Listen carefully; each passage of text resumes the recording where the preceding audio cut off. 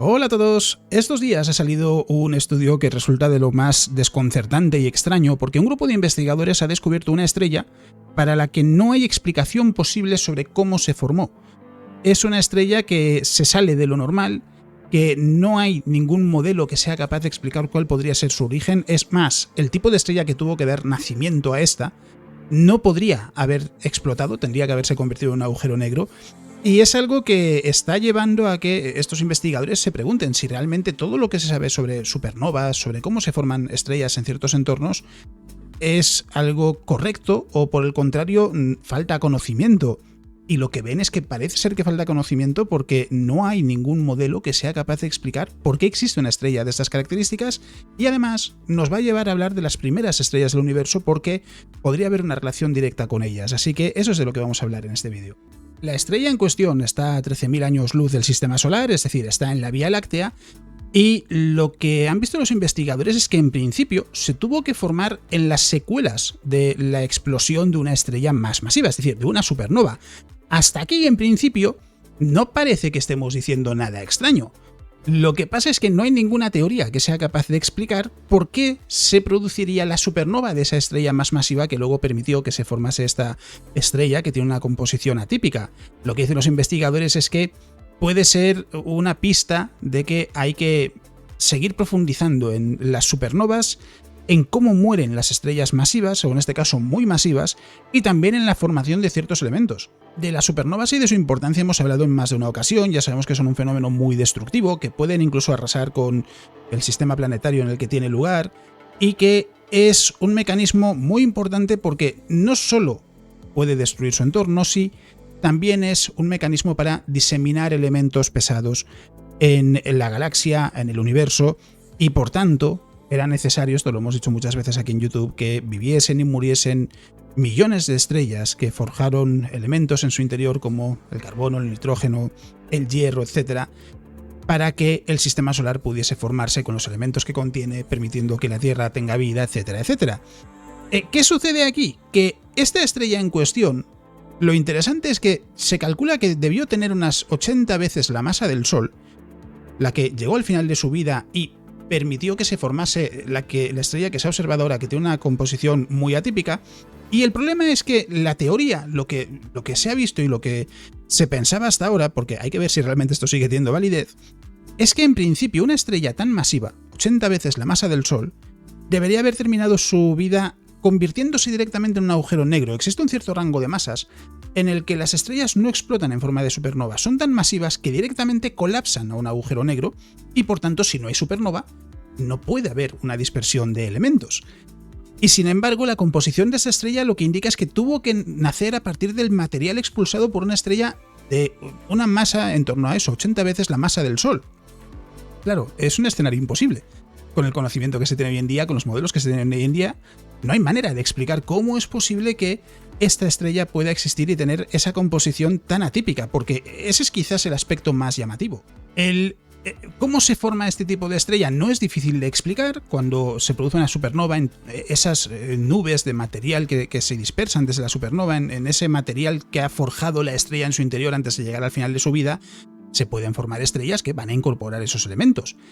Lo extraño aquí, y es donde está la gran dificultad de toda esta historia, es que generalmente lo que se va a encontrar en estas estrellas que se forman posteriormente después de la muerte de una supernova es una abundancia de elementos más ligeros, más allá del hidrógeno y el helio, es decir, metales. En astronomía todo lo que no sea hidrógeno o helio es un metal, pero habrá mucho carbono, sodio, cosas así. Los elementos más pesados son más raros. ¿Por qué? Porque las condiciones en las que se forman en el interior de una estrella tienen que ser más extremas. El hierro, por ejemplo, solo se forma en el interior de estrellas muy masivas. El Sol no es lo suficientemente masivo como para que en ningún momento de su vida, en la recta final de su vida, llegue a formar hierro. Por ejemplo, no llegará a ese punto. Tiene que ser estrellas muy masivas. Y lo extraño de esta estrella en particular es que es pobre en carbono, en sodio, en elementos así, es decir, en elementos que se esperaría que fuesen más abundantes, y sin embargo es rica en hierro y zinc, que están en el extremo opuesto. Deberían ser más bien raros, no debería haber demasiado material en esta estrella, y sin embargo sucede eso. Parece que sea al revés de lo que cabría esperar. Hay mucho hierro y zinc y tiene poco carbono, sodio y otros elementos que deberían ser más abundantes. No hay ninguna forma de explicar cómo es posible que esto haya sucedido. Y contaban los investigadores que han analizado muchos tipos diferentes de supernovas, porque se fijaban en la cantidad de hierro que tiene esta estrella y lo que ven es que tuvo que nacer a partir de la muerte de una estrella, ya lo decía antes, de 80 veces la masa del Sol, 80 masas solares. Es una estrella muy masiva que, insisto, y eso es lo importante, es donde realmente está la parte más desconcertante, no debería haber explotado como supernova. No existe ese tipo de supernova porque esas estrellas tan masivas directamente se convierten en agujeros negros sin pasar por la fase de supernova. Y sin embargo, aquí estamos, nos encontramos ante una estrella que se ha formado a partir de la muerte de una estrella que aparentemente no debería explotar como supernova. Claro, lo que dicen los investigadores es, por un lado, puede que sea una señal de que hay más tipos de supernovas de los que se pensaba, de que hay cosas que descubrir todavía en cuanto a supernovas. Y por otro lado, lo que dicen es que también puede ser una conexión con las estrellas de primera generación, las primeras estrellas del universo, porque ahí ya nos encontramos con algo diferente. Esas primeras estrellas que solo podían tener hidrógeno y helio porque eran los únicos elementos que había en el universo, sí tenían un mecanismo diferente, una vida diferente a las estrellas modernas que incluyen esos elementos que forjaron aquellas estrellas y las que vivieron después. Y ahí sí que podría haber una posible explicación, aunque no quiere decir ni mucho menos que sea sencillo entender cómo se ha podido formar un astro de estas características. Y lo que dicen, al final lo que terminan sugiriendo es que puede que lo que se esté observando es la consecuencia de un nuevo tipo de supernova, y que está relacionado con aquellas primeras estrellas. Las estrellas de población 3 es como se las llama, es un grupo hipotético, ya digo, eran las primeras estrellas del universo. Eran estrellas que podían ser muy masivas, en algunos casos se habla de que quizás pudiesen llegar a tener 1000 veces la masa del Sol. Es un tipo de estrella que hoy en día no se puede formar por esos elementos más pesados, impiden que una estrella pueda ser tan masiva. Pero en aquella época sí se podía, en aquella época con solo hidrógeno y helio sí se podía tener estrellas muy masivas que vivieron vidas muy breves y que, en este caso, aun teniendo esas 80 veces la masa del Sol, sí podrían explotar como supernova. Ese tipo de estrellas sí podrían explotar como supernova con esa cantidad de masa. Y lo que dicen los investigadores es, si realmente fue así, esa explosión tuvo que ser descomunal. Y por descomunal quiero decir muy superior a lo que podamos imaginar y además asimétrica. Que es algo que dicen ellos que permitiría entender por qué esta estrella es tan rica en hierro y en zinc.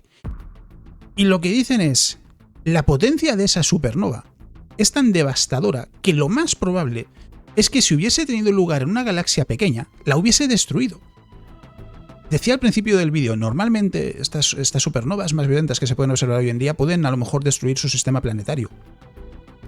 Una supernova que pueda destruir una galaxia pequeña. Es decir, que la explosión ya no se pueda percibir sus efectos, sino que se lleve por delante todo lo que hay en cientos de años luz, en miles de años luz, cosas así. No estamos hablando de una supernova que pueda destruir la Vía Láctea, lógicamente la Vía Láctea tiene 120.000 años luz, pero hay galaxias enanas muy pequeñas que este tipo de supernova sí podría haber destruido. Y es algo que nos lleva a hablar de supernovas que son muy diferentes a lo que se observa hoy en día, muy devastadoras, y de las que sí que es posible explicar o entender cómo podrían hacer del material expulsado en ese tipo de supernova una estrella de estas características. Es decir, lo que están diciendo es, puede que estemos viendo realmente una señal, una descendencia directa de esas estrellas de primera generación. En la muerte de una de estas estrellas se formó la estrella que conocemos hoy en día, a la que le han dado el nombre, por cierto, de Barbenheimer. Barbenheimer, para quien no lo sepa, es el nombre que muchas personas se sacaron de la manga este pasado verano, en 2023, verano en el hemisferio norte, con el estreno de Barbie y Oppenheimer. Y decían los investigadores, contaban que es que estaban estudiando esta estrella precisamente en esa época del estreno de Barbie y Oppenheimer, y decían, además, que el nombre encaja porque estamos hablando de algo que era espectacular, esa supernova tuvo que ser espectacular, el hallazgo de esa estrella es espectacular, y Oppenheimer porque, al igual que sucede con la fisión nuclear, crean nuevos elementos. En una supernova se forman nuevos elementos.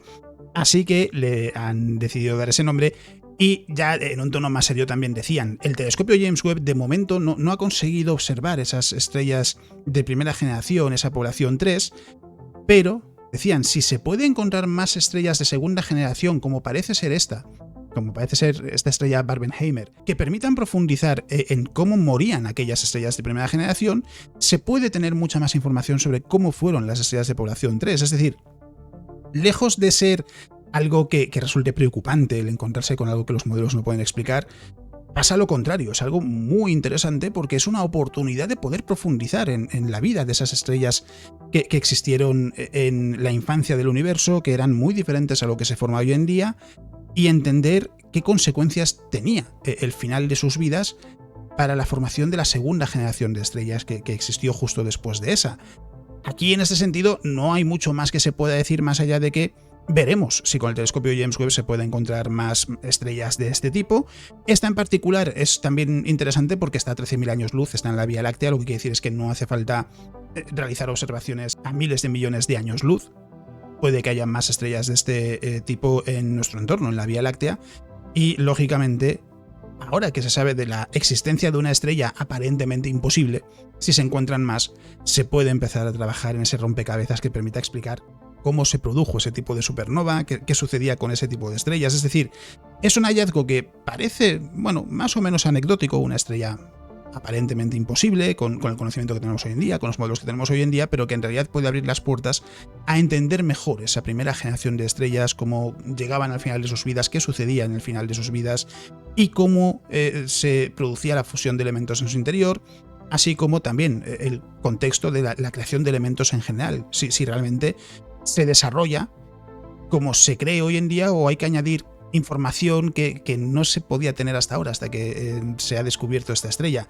Es algo que, ya digo, resulta muy llamativo. Veremos cómo se va avanzando en todo esto en los próximos meses y años, porque se va a buscar más estrellas de este tipo, se va a seguir estudiando esta estrella, seguro, no hay ningún tipo de duda, porque es muy desconcertante, y por tanto veremos qué es lo que se va contando en los próximos años, pero seguro que vamos a hablar más veces de este tipo de estrellas. Sí que quiero añadir rápidamente que esta estrella la descubrieron repasando los datos de la Sloan Digital Sky Survey. Es una encuesta astronómica, una campaña de observación del cielo que es muy conocida y que contiene información de muchas estrellas, y bueno, fue repasando los datos del catálogo donde de repente se encuentran con esta estrella. Es decir, no es un descubrimiento de James Webb, pero claro, hablan del telescopio James Webb porque se ha construido, entre otras cosas, con el objetivo de poder detectar y estudiar esas primeras estrellas del universo. En este caso, esta estrella es de segunda generación, o al menos eso es lo que dicen los investigadores que encaja mejor, pero también puede servir para estudiar esa generación. Así que, habiendo dicho esto, ya habréis visto que he colocado los recordatorios habituales a lo largo del vídeo, y no quiero alargarlo mucho más, así que estamos ya de vuelta de las vacaciones, es decir, ya tenemos otra vez el ritmo habitual de publicación de podcast. El podcast de esta semana es de Astrobitácoras, de la duración habitual. Los vídeos, como siempre en YouTube, van a seguir siendo más o menos de eso, entre 10-20 minutos, y espero que haya sido interesante. Como me gusta decir siempre, si estáis viendo el vídeo en fin de semana, espero que disfrutéis de lo que quede de fin de semana. Si no es así, espero que quede poco para que podáis descansar. Muchas gracias por estar ahí semana a semana, muchas gracias por vuestro apoyo, por ser parte de la comunidad. Espero que el vídeo os haya gustado, y eso es todo lo que os quería contar en el vídeo de hoy. Nos vemos.